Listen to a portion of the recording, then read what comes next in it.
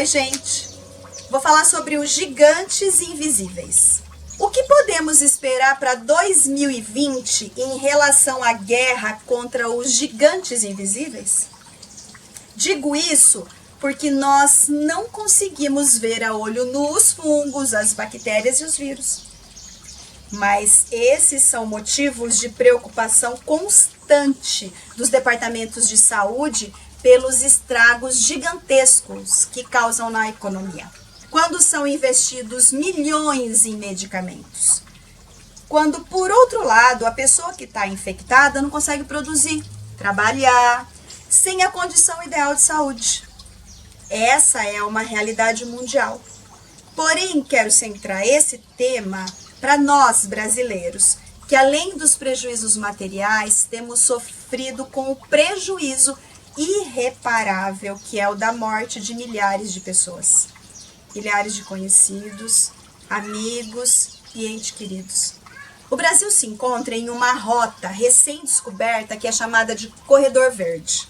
São áreas florestais ligadas a grandes florestas, como a Floresta Central, a Amazônica, por onde macacos, aves e mosquitos transmissores transitam, chegando até os grandes centros urbanos, infectando os humanos. Mas não é apenas por esse meio que se chega às infecções do nosso país. Desde algum tempo atrás, com a mudança econômica do nosso país, apesar de muitas vezes deixarmos passar despercebida, a condição de viajar para o exterior tornou-se uma condição real para um número maior de brasileiros. E, consequentemente, com a visitação em outras regiões do globo, passamos a ter contato com muitos outros tipos de vírus, bactérias e fungos. E assim nos tornamos verdadeiros veículos de transporte para essa migração. Por isso surgem novos e estranhos nomes de doenças todos os anos. Mas ainda assim, o fator alarmante não fica por conta de novos e prováveis surtos, e sim dos velhos conhecidos de anos e anos, como por exemplo a febre amarela, a dengue. Inclusive a dengue se espera mais perigosa ainda em 2020. Essa é uma realidade, ou seja, a ameaça dessas doenças, seja por que meio for. A outra realidade fica por conta do combate. Agora os governos, teoricamente responsáveis por esse combate, se veem sem condição. Isso porque dependem da ciência. E a ciência? Eu vou responder isso fazendo uma ilustração. Eu te convido a entrar agora comigo em uma sala onde a pauta da reunião é combate aos surtos infecciosos transmitidos pelos mosquitos. Ali ouviremos secretários da saúde questionando os maiores especialistas sobre os meios mais eficientes de combate. E nos decepcionaremos ao ouvir desses doutos apenas meras possibilidades. E se desenvolvermos mosquitos transgênicos? E se desenvolvermos bactérias para adoecer os mosquitos? E se, quando nós pisarmos para fora da sala de reunião, encontraremos na rua não um e se, mas pessoas realmente doentes. Não um e se, mas hospitais realmente cheios.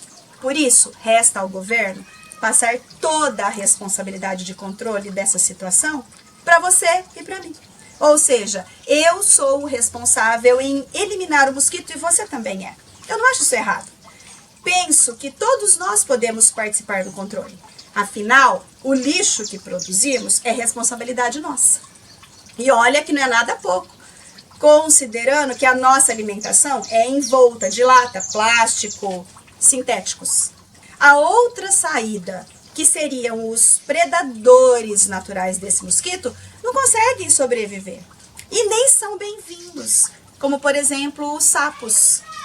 Agora, o que pega, e isso sim seria uma postura mais correta, se não houvesse maiores interesses desses departamentos, uma vez que definitivamente não tem competência para controlar, seria o da conscientização real da população quanto à prevenção desses males, que é o de qualquer mal que ameaça a saúde humana, ou seja, a educação alimentar. Mas quem mesmo patrocina a mídia? Remédios naturais, repelentes naturais. Mas quem mesmo fecha as negociações milionárias de medicamentos com o governo? Mediante isso, não há dúvida. A responsabilidade quanto aos quadros epidêmicos é de cada um de nós. Da mãe, do filho, do pai, dos avós, do tutor. Precisamos, sem dúvida, melhorar a situação e inverter esse quadro. E a melhor forma é fazer a nossa parte, cuidando do nosso quintal e do nosso maior patrimônio, que é a nossa família. Afinal, como disse o sábio, se você quiser transformar o mundo, comece a transformação por você. Pensando assim, dentro da aromaterapia, eu encontrei e busco dividir as minhas descobertas com a saúde preventiva. Ou seja, não apenas no caso extremo de surto, mas para todos os males que possam ameaçar a saúde. Para sobreviver aos males ameaçadores, as plantas desenvolvem recursos, mudando as suas composições. E assim se fortalecem e eliminam as suas doenças. Essas mesmas propriedades nos defendem. E por isso eu não temo as antigas e nem as novas ameaças. Afinal, nessa caminhada, tenho aprendido com as plantas que para vencer gigantes não é preciso força, e sim pontaria. Modernamente chamada de estratégia. Uma das vias de excreção dos óleos essenciais é a pele. Então você já entendeu por que eu sempre falo que o uso interno dos óleos essenciais através da ingestão tem muitos benefícios. Nesse caso, de construir um sistema imunológico e como repelente.